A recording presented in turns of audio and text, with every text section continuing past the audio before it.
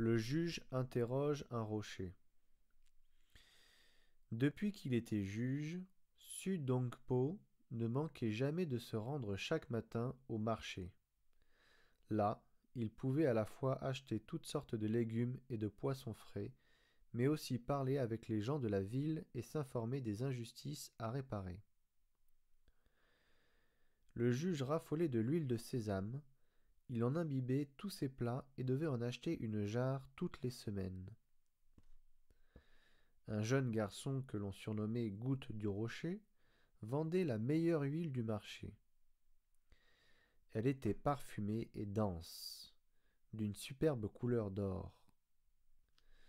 Rien qu'en la voyant couler, l'appétit vous venait. Si le jeune marchand s'appelait Goutte de Rocher, c'est parce qu'il vendait ses jarres d'huile à l'ombre d'un grand rocher pour les protéger du soleil. Ses ventes d'huile lui rapportaient assez d'argent pour nourrir ses vieux parents malades.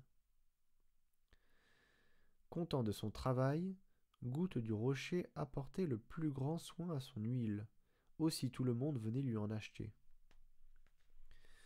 Or, un matin, alors que le juge Su Dongpo se délectait à l'idée de faire frire une belle anguille dans cette bonne huile, quelle ne fut pas sa surprise de trouver Goutte du Rocher, le visage couvert de larmes. « Que se passe-t-il » demanda le juge. « La maladie de tes parents s'est aggravée ?» Le jeune garçon sanglotait si fort qu'il parlait avec des hoquets à la fin de chacun de ses mots.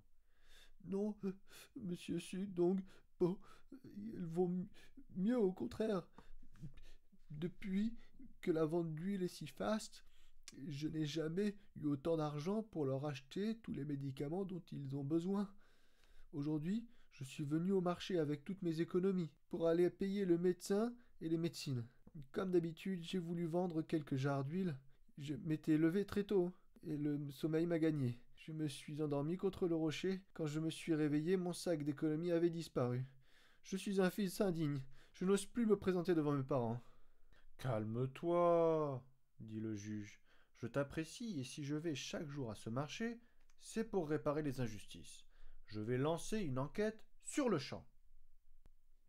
Goutte du Rocher essuya ses larmes et vit le juge se pencher sur le rocher. Petit vaurien de rocher, criait Su Dongpo, c'est toi qui as pris l'argent. Tu n'as pas honte de voler un enfant qui veut soigner ses parents malades? Allez, avoue ton délit. Le juge ordonna à ses gardes que l'on batte le rocher. À l'aide de fouets et de sabres, les gardes sommèrent le rocher de parler. Même sous les coups, le rocher ne délivra pas une seule parole. Les gens du village et les marchands s'attroupèrent autour de ce curieux interrogatoire, et chacun y allait de sa moquerie. « Le juge est devenu fou. Il veut faire parler un rocher. » Pauvre monsieur Su Dongpo, son esprit est dérangé. Il a besoin de repos. Quel dommage. Comment un juge aussi clairvoyant peut-il se montrer aussi stupide? Le juge se tourna vers la foule et la menaça du regard. Vous osez manquer de respect au juge de votre ville et le traiter d'imbécile? Je vous condamne tous à me verser une amende d'une sapèque. Allez, à votre tour, jetez votre pièce dans ce panier.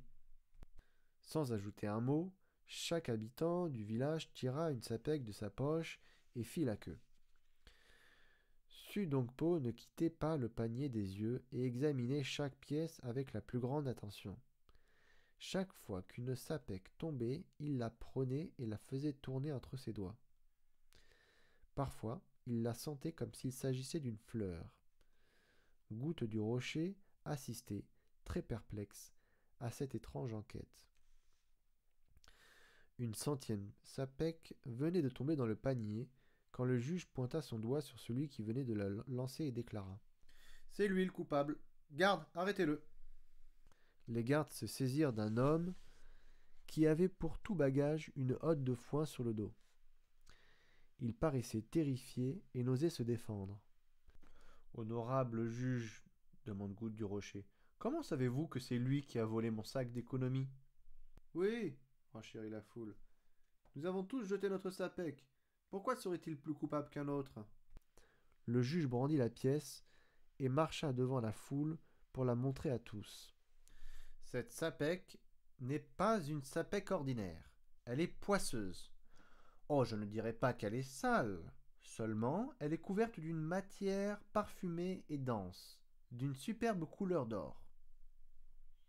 Qu'est-ce que c'est demanda-t-on de toutes parts. L'huile de sésame que vend Goutte du Rocher, bien sûr.